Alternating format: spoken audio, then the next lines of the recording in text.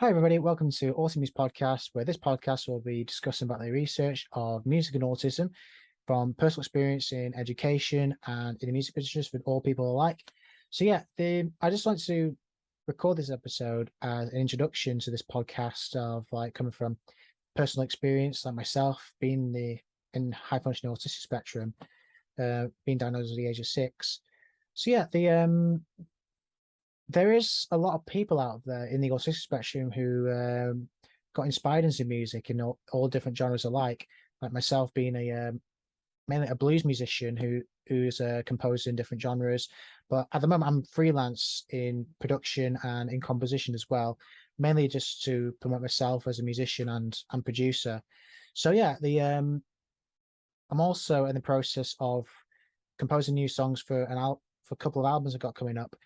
Sunset album, which is basically like a pop rock album that's talks about a lot of the personal experience and interest in relation to autism as well, and the Rush album as well. In fact, there's like two of the compositions from that are from the assignments I did for university, but the stuff I thought were really good for promoting my music. So yeah, it's also progressive rock, instrumental, and they're still in the process of recording them, all the songs that are needed for this for both these albums. I was, like I said, I was diagnosed with autism at the age of 6, and I barely spoke any word of English at all.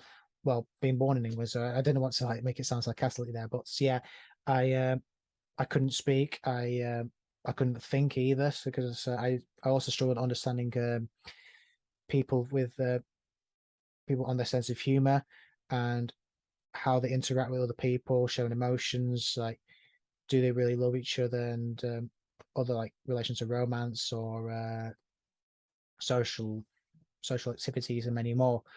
And years later, I got into music. I started playing keyboard at the age of 7 or 8, I think it was, and I started liking it.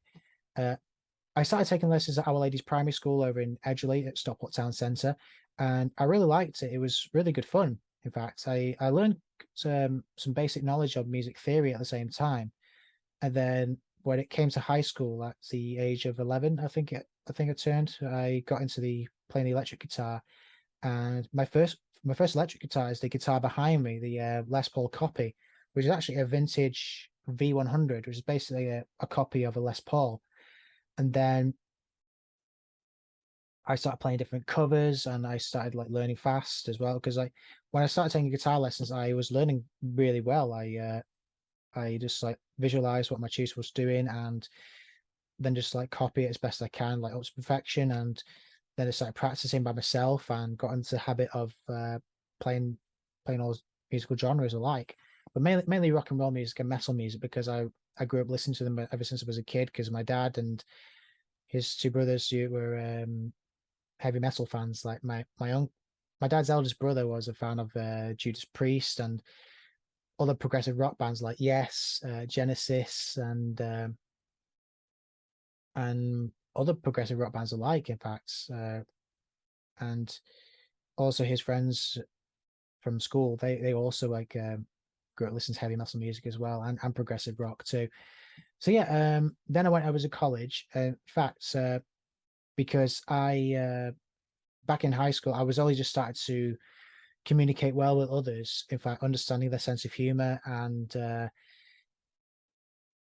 learn more about music as well, like the understanding the musical textures, structures, and melodical content as well, like how it works, the fundamentals of like understanding the whole production analysis, as well as just basic understanding in music. And back at the time, I didn't have these glasses on either. In fact, I've only just found out I had mild dyslexia, which I thought it's I think that was the reason why I wasn't really basic uh, had a bit of more difficulty understanding, like when I was reading, basically. Then when it came to college, I started taking a level 1 course in music performance and technology, and I really loved it. It was a basic understanding of like the whole production area, like in sound engineering too. And I started liking it, and I started understanding like how it really works in this industry. But I didn't really gain professional experience in practice. But but the learning was really worth it. I really loved the tutors there. They were really supportive and helpful and advisable too. And my knowledge in music theory really increased as well. I was really blessed with such kind and grateful people, and they've been really supportive and they've been really inspiring too. And then when I started doing my undergrad degree at Salford, it was quite it was quite frightening at first because I was starting university. I was quite quiet and shy, and I didn't know how to interact with other people really well. In fact, it was quite scary at the time. But then I got used to the people surrounding me, and became close friends with them. And what I didn't know at the time was that they were already trying to. Well, a lot of them were really experienced musicians and sound engineers too. And with me, I was inexperienced. I didn't have like experience outside of university, but I was only learning. Um, then I graduated with a second class degree in Division One. Uh, but yeah, finding experience in the music industry is really challenging. In fact, um, say if you're like a musician, for example, and you want to promote yourself first in composition, like myself, and producing music at home, it's yeah, you can use Logic, Avid software like Sibelius, Pro Tools. They are really great websites. Well, no software, sorry, um, to write your music and produce it on up to professional standard. But there's like the only downside is it does cost a lot of money. But Logic on the other hand is just you just buy the software and it's yours to keep forever. MuseScore as well, just like Sibelius, like it's free, but you keep it forever. And you don't need to pay anything. Um, Also, the only like experience I had gained from university, like as I thought was like semi-professional. I worked with the band Sugarstone once, recording a live to two track for one of the singles called Mr. Nine, um, with another sound engineer named Jack Twiss, and we worked really well together. And I was really happy I did work with Sugarstone for the very first time in my life.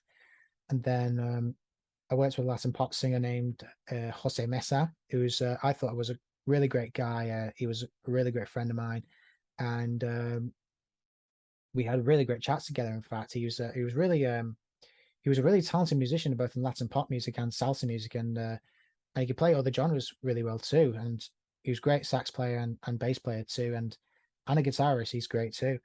Um, then I worked with a music composer who was a Salford student in undergrad and MA called King Rosa. We did a radio drama together. I was a sound engineer editing the soundtrack, the voice edits, and structuring the music. And we also worked with like great voice actors, and the radio drama I had to playing back with it sounded really great. It's also if you look on YouTube, the radio drama is called the Mystery of West Point, and it'll be under the name King Rosa on YouTube. But all the links will be in the description box below, so feel free to have a look at that at any time.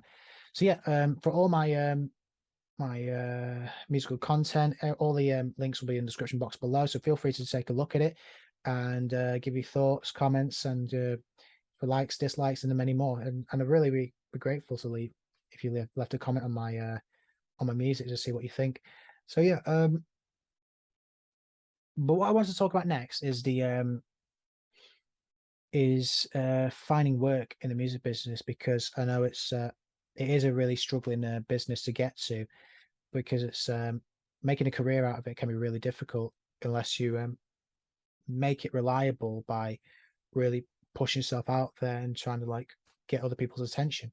Because, like I said, I've really struggled with the communicating and like negotiating with other people because I'm well, being autistic, I am really quiet and quite shy at times, but now I'm trying to get into the habit of like really pushing myself out there and negotiating with other people, making new connections alike, and also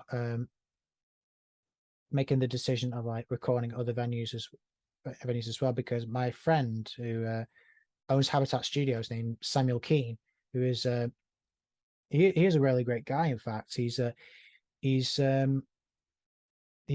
has got great knowledge in music production as well, but he mainly records like multi tracks on with recording with Logic or Pro Tools, and he's worked with so many great people ever since he started his career. Um, but yeah, session musicianship as well. It's I remember applying to work for P&O Cruises one time, um, trying to find work as a session musician, but sadly they knocked me back because of my lack of experience. And it nowadays you have to like be more patient in finding employment in the music side, and just trying to find another way, because that's what it's really all about. Because if you feel like really emotional about it, saying you not got the job,